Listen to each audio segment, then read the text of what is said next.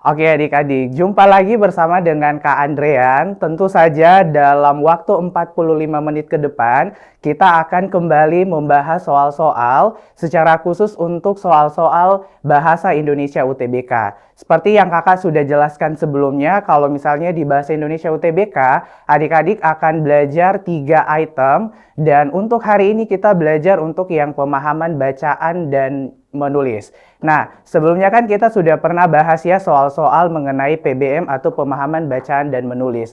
Dan sekedar informasi buat adik-adik, pada saat ujian UTBK nanti, untuk PBM sendiri itu ada 20 soal dan adik-adik harus kerjakan dalam waktu 25 menit. Jadi, adik-adik harus terus berlatih. Oke, kakak rasa kalian sudah sangat excited, tidak sabar lagi untuk membahas soal-soal mengenai pemahaman bacaan dan menulis. Oke, langsung saja kita masuk ke soal nomor pertama. Oke, jadi silakan adik-adik perhatikan di slide-nya. Kalau adik-adik perhatikan di slide pertama itu ada berupa teks. Dan seperti yang kakak sudah jelaskan sebelumnya, kalau misalnya adik-adik untuk mengerjakan soal bahasa Indonesia UTBK, fokus dulu di soalnya. Jangan sampai kita tidak perlu membaca soalnya dan kita bisa menjawab soal tersebut. Jadi kita langsung saja ke slide 2. Oke, adik-adik coba perhatikan di slide yang kedua. Di sini soal yang diminta berkaitan dengan penulisan kata. Nah, tapi yang adik-adik harus perhatikan yang di soal yang diminta itu adalah penulisan kata yang kurang tepat. Dan tentu saja pada minggu lalu kakak sudah jelaskan gimana sih cara kerjanya untuk penulisan kata. Nah, jadi kakak kasih kesempatan buat adik-adik dikerjakan dalam waktu 25 detik. Dimulai dari sekarang. Nah, jadi adik-adik perhatikan ya, kalau misalnya penulisan kata ada 3 item yang kakak sudah pernah ajarkan sebelumnya. Jadi untuk yang pertama, kalau misalnya penulisan kata itu dilihat dari opsinya itu apakah dia baku atau tidak baku. Jadi artinya baku itu sesuai dengan Kamus Besar Bahasa Indonesia. Berarti kalau misalnya dia tidak sesuai dengan Kamus Besar Bahasa Indonesia, berarti otomatis untuk dari segi penulisannya itu dia sudah salah. Oke, terus yang kedua misalnya belum dapat jawabannya, lihat dari penulisan di, seperti yang kakak sudah jelaskan, di itu ada yang digabung, ada yang dipisah. Jadi kalau menyatakan tempat setelah kata di, itu otomatis harus dipisah, tapi kalau sudah tidak menyatakan tempat atau posisi, berarti itu harus digabung. Oke, dan terakhir yang ketiga, kalau misalnya belum dapat jawabannya, kita lihat dari aturan gabungan kata. Nah, aturan gabungan kata minggu lalu kita sudah mempelajari gimana sih aturan-aturannya dan totalnya itu ada 5 aturan untuk gabungan kata. Jadi direview lagi catatannya dan adik-adik silakan perhatikan di opsi jawabannya. Oke, ada yang sudah selesai mengerjakan? Nah, kakak mau lihat nih jawaban dari adik-adik. Kira-kira untuk penulisan kata yang kurang tepat itu kira-kira di opsi apa? Nah, ada yang sudah menjawab enggak? Nah, kakak mau lihat dulu. Dari sekolah-sekolah se-Sulawesi Selatan yang sudah menjawab untuk soal nomor 1 mengenai penulisan kata. Oke. Ada yang sudah menjawab? Oke, jadi ada yang jawab delta. Kemudian ada, oke, jadi kalau kakak lihat kebanyakan menjawab delta ya. Oke, kita lihat yang opsi delta. Di sini ada kata miliaran di kalimat 4. Jadi kalau kita memperhatikan soal penulisan kata, modelnya seperti ini, sebenarnya kita tidak perlu baca lagi teksnya. Karena yang kita cek di opsinya saja, yang mana yang penulisan katanya itu salah. Dilihat dari bakunya di atau gabungan kata. Dan berhubung kalau kita cek di sini, tidak ada penulisan di dan tidak ada kata yang berupa gabungan kata atau 2 kata yang notabene ada yang dipisah, ada yang digabung. Berarti dalam hal ini kita lihat saja dari opsi A sampai error, di situ kira-kira kata yang tidak baku itu di opsi apa. Nah, kalau kita perhatikan untuk yang kata berdampak di kalimat 1. Nah, menurut adik-adik, kata berdampak itu sudah benar penulisannya atau salah? Nah, kakak rasa kalian sudah sangat familiar ya, kalau berdampak itu kan penulisannya sudah benar dan sesuai dengan Kamus Besar Bahasa Indonesia. Karena kita cari yang kurang tepat, berarti otomatis untuk opsi alfa sudah salah. Oke, sekarang kita lihat yang bravo di kata memengaruhi. Nah, kakak mau tanya perbendaharaan katanya adik-adik untuk kata yang baku dan tidak baku. Kira-kira yang baku itu memengaruhi atau mempengaruhi? Nah, ada yang bisa jawab enggak kira-kira? Memengaruhi atau mempengaruhi? Nah, jadi adik-adik, kalau misalnya ada tips untuk kakak, kalian mau tahu dia baku atau tidak kalau misalnya dia pakai imbuhan me. Oke, jadi ini note atau catatan buat adik-adik kalau misalnya kata dasarnya itu mau dipakaikan imbuhan me. Oke, imbuhan me, tapi dia juga sudah termasuk imbuhan awalan me akhiran i atau awalan me akhiran kan. Dan adik-adik harus perhatikan kalau misalnya di kata dasarnya itu dia dimulai dari kata atau oke, untuk lebih jelasnya kakak tuliskan dulu. Oke, jadi kalau misalnya kata dasarnya itu salah satunya dimulai dari huruf K atau T atau S atau P. Kemudian kalau kita lihat pola hurufnya, polanya itu dia huruf pertamanya konsonan. Oke, terus huruf keduanya adalah huruf vokal, atau kalau biasanya kita singkat polanya kafe, maka akan berlaku aturan yang kakak akan tuliskan. Jadi kalau misalnya K-nya itu akan berubah jadi NG, terus T-nya itu berubah jadi N, S-nya berubah jadi NY, dan P-nya akan berubah jadi M. Nah, jadi ini kalau misalnya kita mau pakaikan imbuhan me. Contoh, di huruf K. Nah, kalau misalnya adik-adik perhatikan, contoh untuk kata yang dimulai huruf K tapi polanya kafe, contohnya adalah konsumsi. Oke, konsumsi. Kita lihat dulu sebelum kita pakaikan imbuhan me dan akhiran i, kita lihat dulu kira-kira polanya itu kafe atau tidak. Nah, kalau kita lihat huruf pertama, K itu kira-kira huruf konsonan atau vokal. Nah, jadi seperti yang adik-adik ketahui kalau misalnya untuk huruf vokal kan A, I, U, E, O. Berarti di luar itu adalah huruf konsonan. Berarti bisa disimpulkan kalau misalnya K itu otomatis konsonan. Sekarang kita lihat huruf keduanya yaitu O. Apakah O itu huruf vokal? Oke, huruf vokal ya. Berarti dalam hal ini dia itu polanya kafe, berarti berlakulah K-nya itu lulu jadi NG kalau kita pakaikan imbuhan awalan me akhiran I. Berarti mengkonsumsi atau mengonsumsi. Nah, jadi mengkonsumsi atau mengonsumsi yang bakunya itu adalah mengonsumsi. Karena dalam hal ini K-nya itu sudah harus lulu dan berubah jadi NG. Sama juga kalau misalnya dia diawali huruf T. Nah, misalnya kata tulis. Kita lihat huruf pertamanya apakah konsonan? Iya, huruf T itu konsonan dan U itu adalah huruf vokal. Jadi polanya kafe. Berarti kalau misalnya kita pakaikan imbuhan me, berarti otomatis kita ubah T-nya ini menjadi N. Berarti tulis itu menjadi menulis yang bakunya. Sama juga kalau misalnya S berubah jadi NY misalnya di kata satu.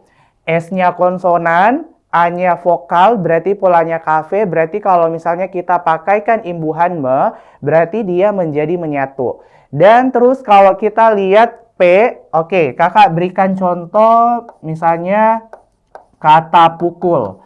Nah, pukul itu huruf awalannya P, ada dalam deking. Berarti kita cek dulu pukul itu apakah polanya kafe atau tidak. Dan kalau kita cek, P itu adalah huruf konsonan dan U itu adalah huruf vokal. Berarti bisa dikatakan aturan ini akan berlaku P-nya jadi M. Berarti kalau dipakaikan me tambah pukul, P-nya berubah jadi M menjadi memukul. Berarti kakak mau tanya, pengaruh itu ada awalan hurufnya di dalam yang kakak tuliskan ini atau tidak? Ada ya, yaitu di huruf P. Sekarang kita mau lihat dulu kata pengaruh. Oke, kata pengaruh, apakah dia polanya P, apakah dia polanya itu KV atau tidak.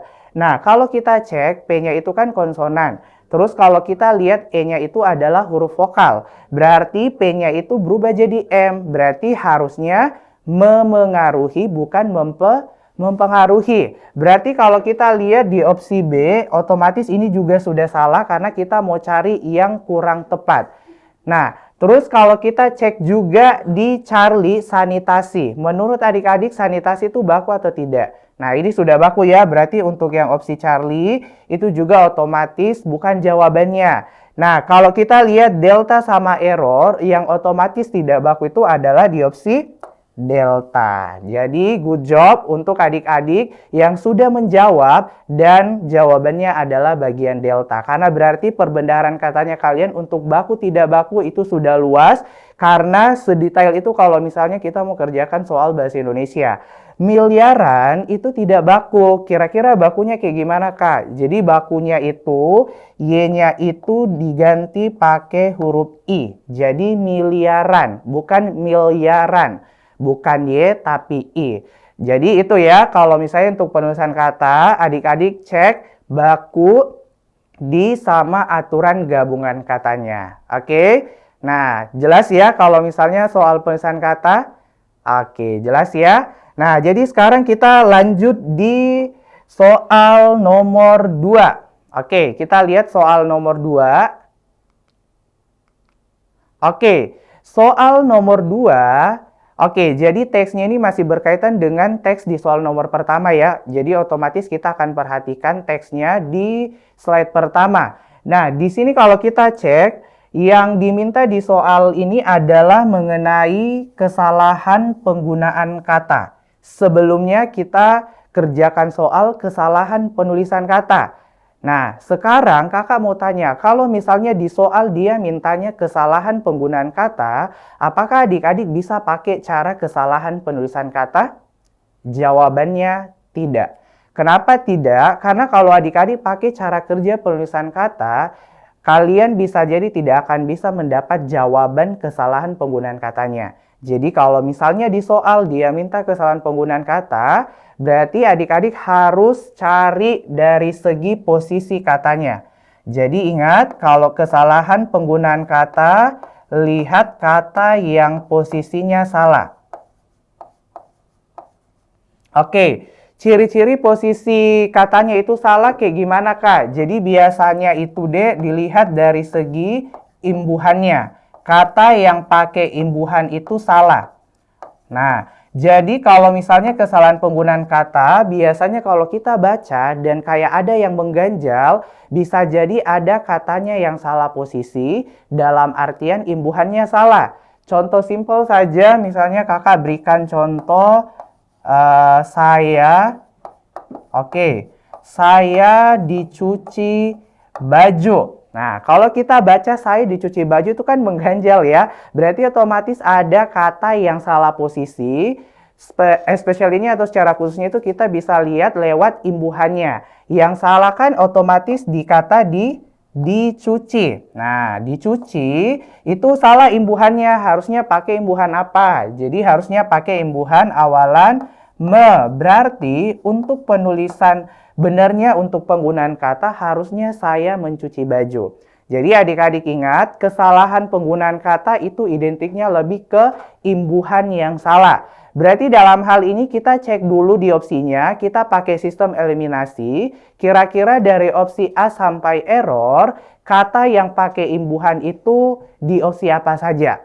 Oke. Sekarang kalau kita lihat perubahan itu pakai imbuhan atau tidak? Perubahan itu kata dasarnya ubah, berarti dia pakai imbuhan awalan pe, akhiran an. Berarti bisa jadi jawabannya.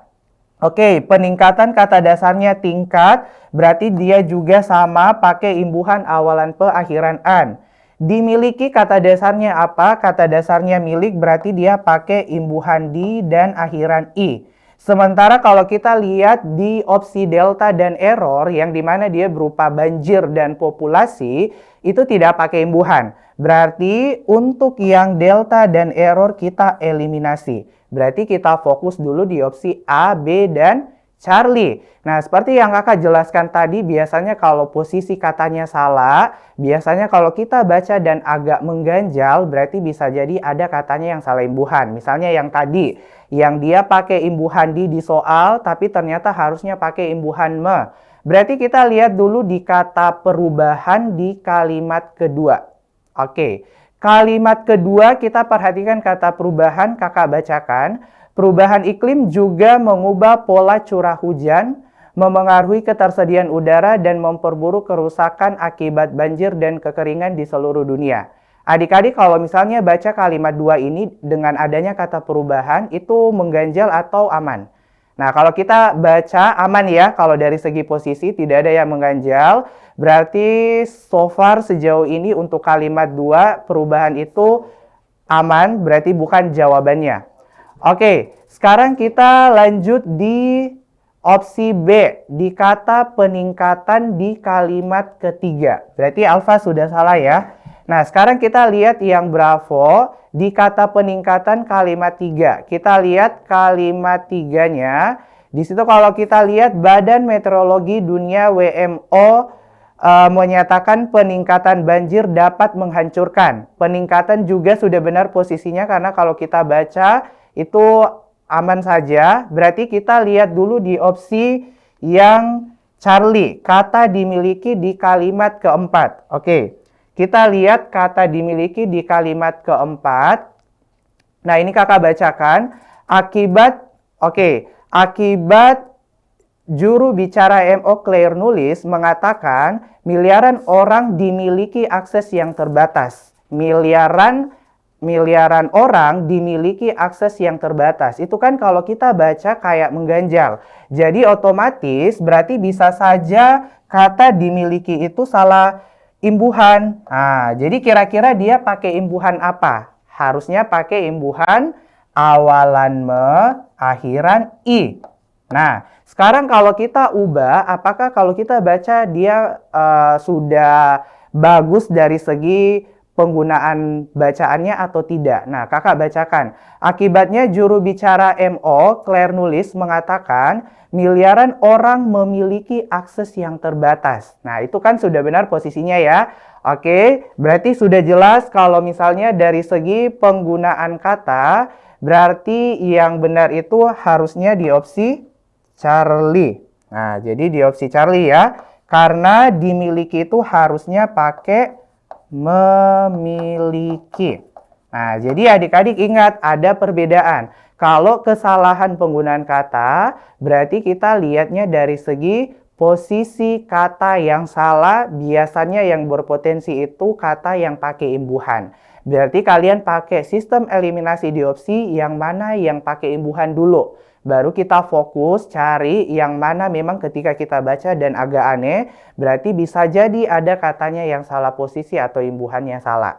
Nah, jadi ada perbedaan ya, penulisan kata sama penggunaan kata. Oke, kakak rasa aman ya untuk soal nomor 2. Oke, sekarang kita lanjut di soal nomor 3. Lagi-lagi di soal nomor 3 ini berkaitan dengan teks yang ada di soal nomor 1. Ini berkaitan dengan kesalahan penulisan huruf kapital.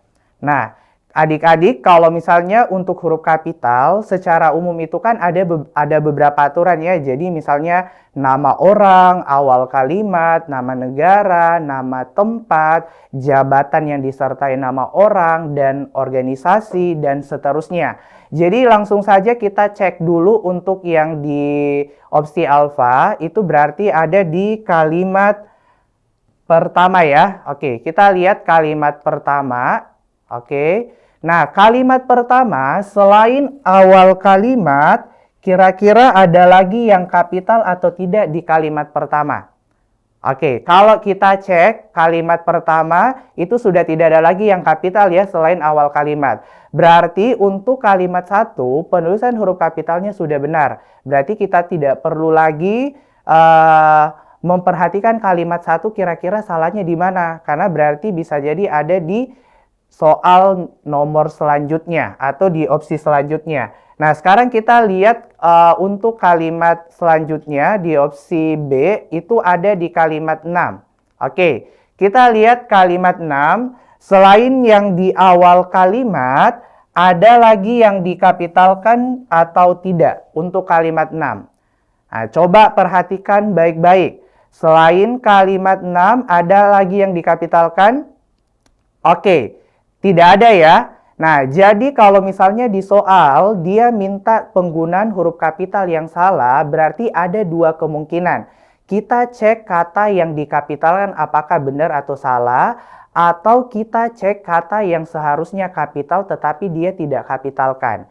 Oke, kalau jelas untuk soal nomor 1, selain di awal kalimat tidak ada lagi alasannya kata itu dikapitalkan ya, selain kata bahaya, karena itu posisinya di awal kalimat. Kalau di kalimat 6, coba cek baik-baik, kira-kira ada kata yang harus dikapitalkan selain yang di awal kalimat? Oke, jadi ada ya. Oke, itu yang mana? Itu di kata terakhirnya, yaitu di kata nulis. Nah, jadi nulis itu kan dia masuknya nama orang. Berarti kalaupun dia di tengah kalimat atau di akhir kalimat, itu sudah permanen harus awalan hurufnya dikapitalkan.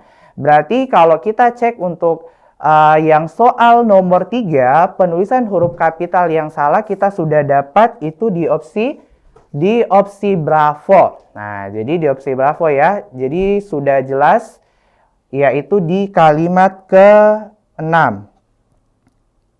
Nah, jadi kalimat 6 yang menjadi jawaban dari kesalahan penulisan huruf kapital. Jadi adik-adik ingat kalau di soalnya dia minta kesalahan penulisan huruf kapital ada dua kemungkinan. Adik-adik cek kata yang dikapitalkan apakah sudah benar atau salah, atau yang kedua cek kata yang harusnya dikapitalkan tapi dia tidak mengkapitalkan atau dia pakaikan huruf kecil. Nah, jadi otomatis kita sudah dapat kesalahan penulisan huruf kapitalnya di kalimat 6, yang dimana kata nulis karena dia itu nama orang berarti N-nya harus kapital. Sementara kalau kita cek tadi di kalimat 6 itu, nulis itu N-nya huruf kecil. Jadi otomatis kapitalnya salah.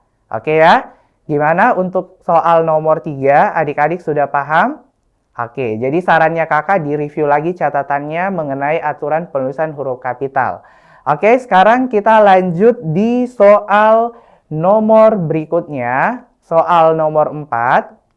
Oke, kembali lagi di soal ini berupa teks, berarti kita fokus dulu di soalnya. Dia kira-kira mempertanyakan pertanyaan apa? Nah, kalau kita cek di soal berikutnya, di soal nomor 4, di sini yang diminta itu adalah kata dia pada kalimat terakhir teks tersebut merujuk pada apa. Nah, jadi adik-adik, kata ganti orang itu masuk dalam istilah kata rujukan. Oke, kata ganti orang itu masuk dalam kata rujukan.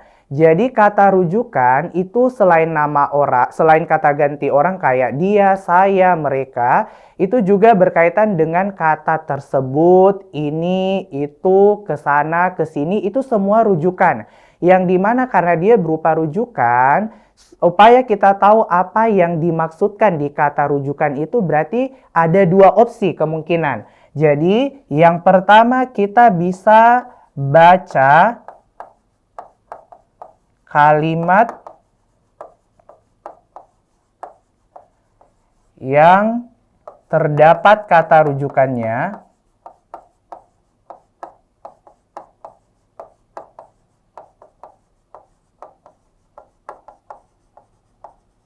Oke, jadi kata rujukannya itu yang pertama cara kerjanya baca kalimat yang terdapat kata rujukannya. Artinya yang dimaksudkan di soal tersebut. Kalau misalnya belum dapat clue-nya, berarti kita baca kalimat sebelumnya. Oke, kalimat sebelumnya. Oke, jadi kata rujukan ingat, baca kalimat yang ada rujukan yang dimaksudkan di soal, tapi kalau belum ada clue dijelaskan dia siapa, berarti baru baca kalimat sebelumnya. Oke, langsung saja kita lihat dari segi teksnya.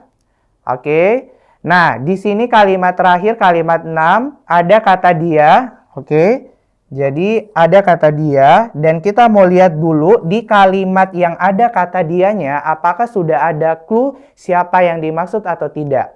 Nah, kalau kita perhatikan kalimat nomor 6, di situ dikatakan bahkan seorang dokter anak pun harus dibekali keterampilan kursus agar dia dapat melakukan pijat bayi. Agar dia dapat melakukan pijat bayi. Kalau kita baca kalimat 6, apakah sudah ada clue yang kita dapatkan? Oke, ada ya. Dia yang dimaksud itu adalah dokter anak. Nah, jadi dia yang dimaksud dokter anak karena kita sudah dapat jawabannya, dia itu siapa, berarti adik-adik tidak perlu baca dulu kalimat sebelumnya atau kalimat 5. Makanya tadi kakak sarankan, baca dulu kata yang ada rujukannya yang dimaksudkan di soal, tapi kalau belum ada clue-nya baru baca kalimat sebelumnya. Oke, berarti kalau misalnya untuk yang di soal berikutnya, berarti dia yang dimaksud itu otomatis ada di opsi. Oke, ada di opsi Bravo ya, dokter anak ya. Oke, jadi gitu cara kerjanya kalau misalnya dia meminta kata rujukan. Oke, sekarang di soal nomor 5. Soal nomor 5 di situ yang diminta adalah mengenai gagasan utama.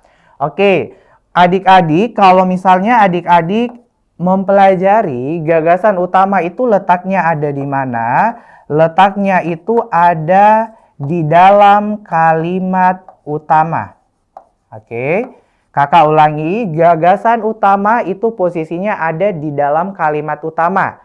Dan kalimat utama itu seperti apa, Kak? Jadi kalimat utama itu adalah kalimat dasarnya, kalimat pokoknya. Jadi dia memegang topik apa yang dibahas di paragraf tersebut.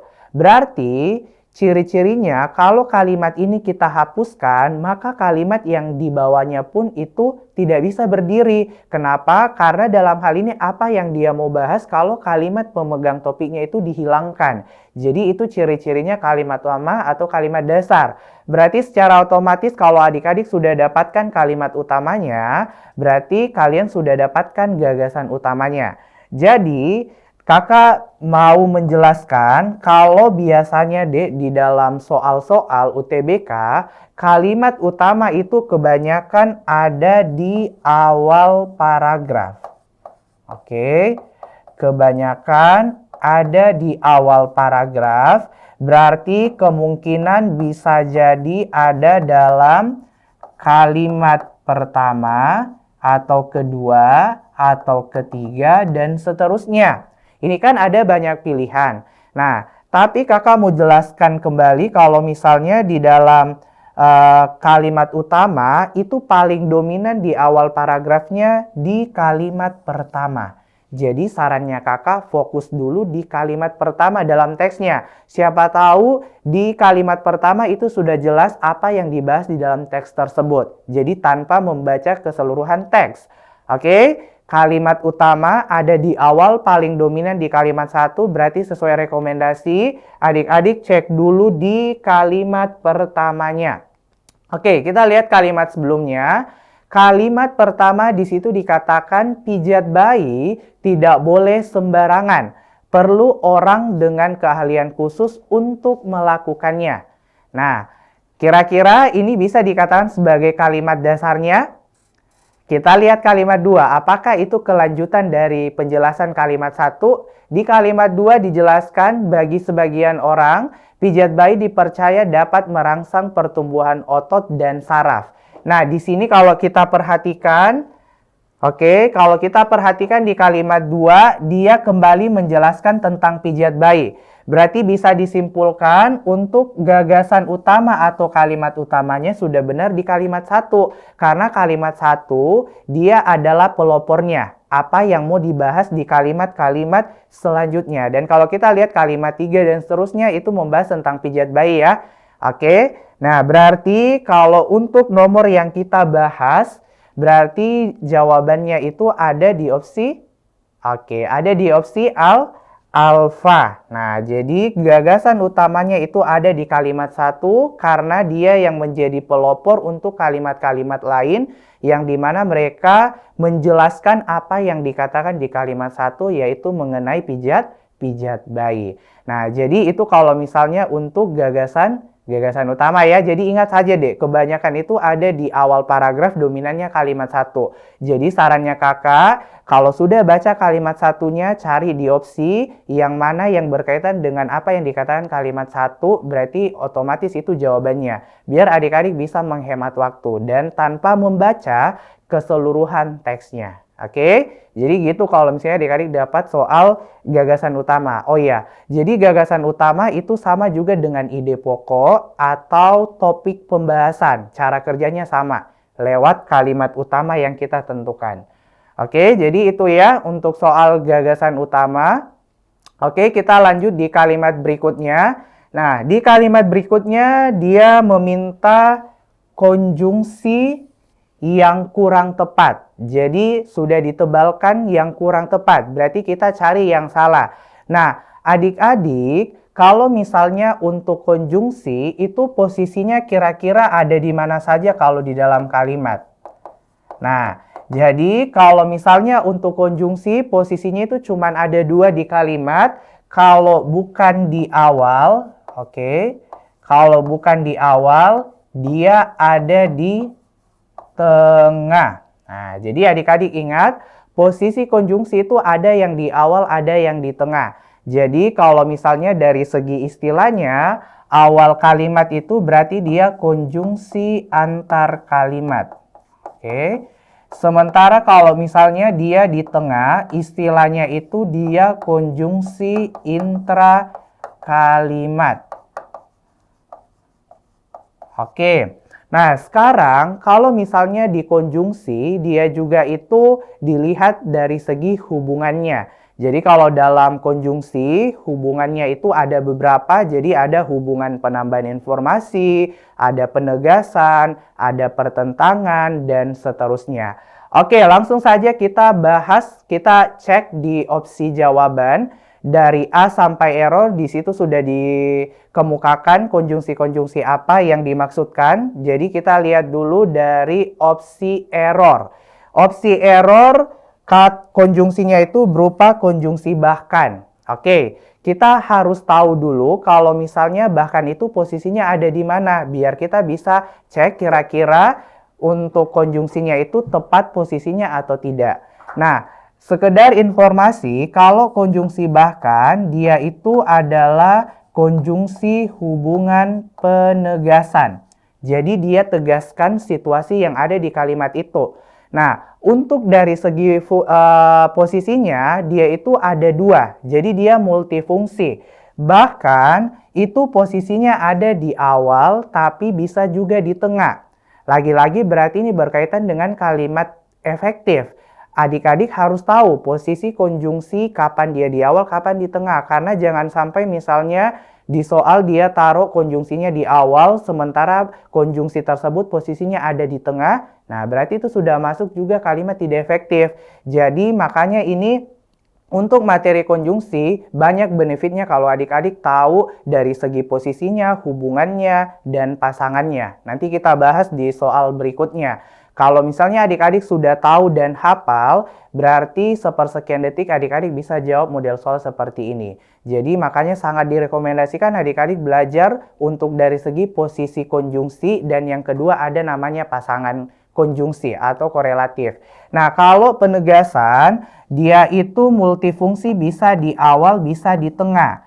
Dan untuk penggunaan tanda bacanya, kalau posisi bahkan itu ada di awal kalimat, berarti konjungsinya dulu baru tanda koma. Oke, tapi kalau dia di tengah kalimat, berarti koma dulu baru bahkan. Nah, jadi jangan heran kalau misalnya bahkan itu ada di awal, bahkan juga itu ada di tengah. Jadi sama-sama efektif. Jadi otomatis untuk yang error, tanpa kita melihat kalimat 6 itu sudah otomatis sudah benar. Karena baik di awal maupun di tengah, posisi bahkan ini sudah benar. Nah, atau adik-adik mau lihat teksnya. Nah, kita lihat di kalimat 6. Bahkan itu posisinya ada di mana? Di awal. Berarti untuk dari segi posisi sudah benar, jadi bukan jawabannya. Karena kita mau cari konjungsi yang kurang tepat. Nah, sekarang di sini kita lihat yang delta. Di sini dia pakai konjungsi karena. Nah, kira-kira karena itu dia hubungan apa? Tadi kan bahkan itu dia penegasan. Jadi contohnya saya berangkat pagi-pagi ke sekolah, bahkan sampai orang rumah saya belum pada bangun. Nah, di situ ada bahkan, perannya dia tegaskan kalau si toko saya saking paginya dia berangkat sekolah, orang-orang di rumahnya itu belum pada bangun. Nah, jadi itu penegasan namanya. Tapi karena kira-kira dia hubungan apa? Nah, kalau karena dia itu masuk konjungsi hubungan kausalitas. Oke, konjungsi hubungan kausalitas. Jadi kausalitas itu apa? Kausalitas itu artinya konjungsi hubungan ada sebab akibatnya. Nah, jadi itu kalau misalnya karena. Dan kalau kita cek dari segi posisinya sama kayak bahkan dia itu multifungsi. Jadi kalau untuk karena dia itu posisinya juga sama, bisa di awal atau bisa di tengah. Jadi jangan heran kalau karena ada di awal, karena ada di tengah, karena memang dua-duanya itu efektif untuk dari segi penempatan konjungsinya. Nah, jadi secara logika yang delta, kita sebenarnya juga tidak perlu cek kalimat limanya, karena itu meskipun dia ditaruh di tengah efektif, di awal pun tetap efektif. Oke, kita pastikan kalau gitu. Oke, kalimat 5 kalau adik-adik cek di situ ada kata konjungsi karena, dan kalau kita lihat konjungsi karenanya dia itu posisinya benar ya, dia ada di tengah, dan karena kan seperti yang kakak bilang dia multifungsi, bisa di awal bisa di tengah. Berarti untuk delta juga salah, berarti sistem eliminasi D dan error bukan jawabannya. Nah, sekarang kita lihat yang Charlie. Yang Charlie ada konjungsi tetapi di kalimat 3. Nah, kakak mau tanya, untuk konjungsi tetapi sama akan tetapi, menurut adik-adik itu sama atau beda? Akan tetapi sama konjungsi tetapi. Nah, jadi kalau kita lihat sekilas akan tetapi sama tetapi itu kan sama ya. Tapi sebenarnya ada perbedaan. Bukan perbedaannya satu pakai akan Kak, yang satunya tidak. Tidak seperti itu ya. Tapi dalam hal ini kita bisa ceknya itu lewat posisinya. Nah, jadi adik-adik kalau tetapi dia itu jatuhnya atau dia masuknya di konjungsi hubungan pertentangan. Oke, jadi kalimat sebelum dan setelah konjungsi itu berlawanan arah. Beda kalau penegasan, beda kalau kausalitas. Nah, kalau misalnya untuk pertentangan, dia itu ada syaratnya. Jadi ada pertentangan di awal, ada konjungsi pertentangan yang ada di tengah. Jadi Dek, kalau misalnya di awal, konjungsi pertentangan itu dia harusnya pakai konjungsi akan tetapi, oke, atau pakai konjungsi namun.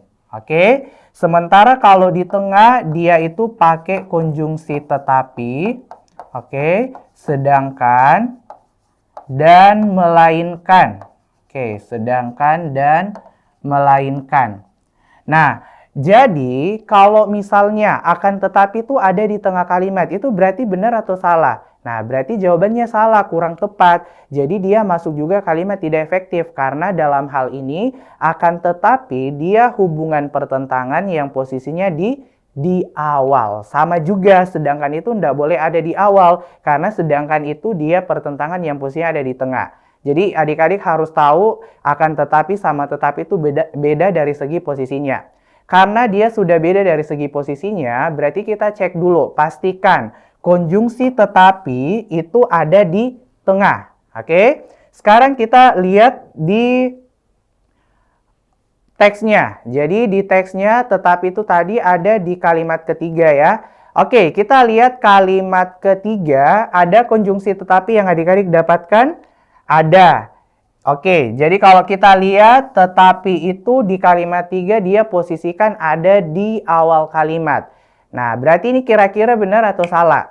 Nah, jadi salah ya, karena tetapi itu posisinya yang tadi kakak bilang, dia hubungan pertentangan yang posisinya di tengah. Berarti kira-kira kita pakai konjungsi apa? Ganti tetapinya ini biar benar.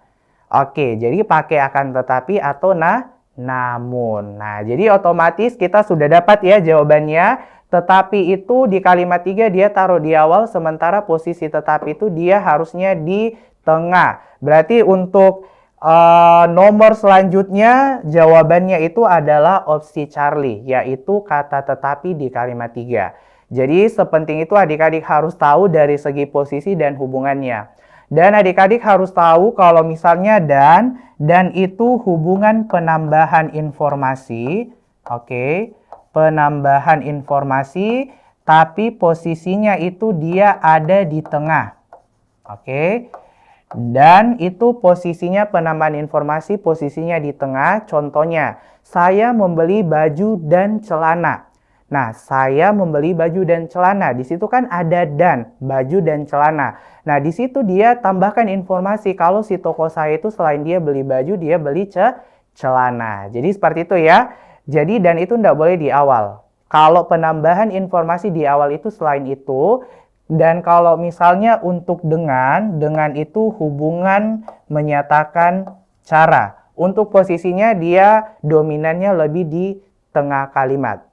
Misalnya dia menangis dengan histeris. Nah, jadi itu dia jelaskan kalau si toko dia itu menangis caranya ya dengan histeris. Jadi ingat dan penambahan informasi posisinya di tengah, kalau dengan itu dia menyatakan cara atau bisa alat, dan dominannya itu dia posisinya ada di tengah kalimat. Oke, berarti sudah jelas ya kalau misalnya jawabannya itu di opsi Charlie, yaitu di konjungsi tetapi. Oke, terakhir kita lihat penulisan huruf kapital yang kurang tepat. Jadi kalau misalnya untuk penulisan kapital yang kurang tepat, itu adik-adik kan sudah tahu beberapa yang harus dikapitalkan. Dan sarannya kakak kalau misalnya untuk huruf kapital, adik-adik harus tahu juga kalau di huruf kapital itu ada beberapa yang dikapitalkan. Oke, yang dikapitalkan itu ada yang namanya sapaan. Oke, sapaan itu harus kapital. Kenapa? Karena sapaan itu dia sifatnya hubungan kekerabatan yang dia itu berhubungan langsung sama orangnya. Oke, berhubungan dengan lawan bicara. Oke, jadi kata-kata yang sapaan itu contohnya apa, Kak? Contohnya Anda, saudara, atau misalnya bisa juga kita pakai Pak atau Bu. Misalnya bagaimana kabar Anda, bagaimana kabarmu Bu. Nah, jadi itu kan dia berhubungan langsung dengan lawan bicaranya. Berarti otomatis itu harus dikapitalkan. Nah, sekarang kakak coba cek di dalam teksnya, di situ ada kata sapaan atau tidak. Oke, ada ya. Kalau kita cek di sini ada kata Anda. Oke, Anda ya. Anda itu sapaan karena dia itu berhubungan langsung sama orangnya. Jadi dia berhubungan langsung dengan lawan bicaranya kita. Berarti kita cek dulu Anda itu di semua kalimat apakah semuanya huruf kapital atau tidak. Nah, coba dilihat dari kalimat pertama sampai terakhir, coba dicek kira-kira kata Anda itu semuanya kapital atau ada yang tidak dikapitalkan. Oke, ada ya. Oke, kalau kita lihat ada di kalimat pertama, andanya dia kecilkan. Sementara di kalimat kedua, ketiga, dan terakhir, itu andanya hanya kapital meskipun di tengah kalimat. Jadi otomatis sudah jelas kesalahan penggunaan huruf kapitalnya. Kalau misalnya yang salah itu di kalimat pertama. Karena Anda itu masuk sapaan yang sifatnya harus dikapitalkan awalan hurufnya meskipun di tengah kalimat. Jadi ingat ya, huruf kapital digunakan juga di kata sapaan. Oke, jadi untuk nomor penulisan huruf kapital menjadi nomor terakhir kita untuk pertemuan hari ini. Dan kakak rasa untuk penulisan huruf, penggunaan kata huruf kapital, adik-adik sudah tahu apa-apa saja yang harus dilakukan. Dan untuk pertemuan selanjutnya nanti kakak jelaskan lebih lanjut. Jadi kalau misalnya adik-adik ada yang mau ditanyakan, nanti adik-adik bisa cek saja lewat IG-nya kakak. Jadi kakak sudah tuliskan di sini, yaitu Andrean Juns. Nanti kalian bisa follow dan mungkin ada yang mau ditanyakan, silakan. Jadi sekian saja untuk hari ini. Terima kasih untuk kesempatan adik-adik. Saya atas nama Andrean Juns Rail pamit undur diri. Sekian dan terima kasih.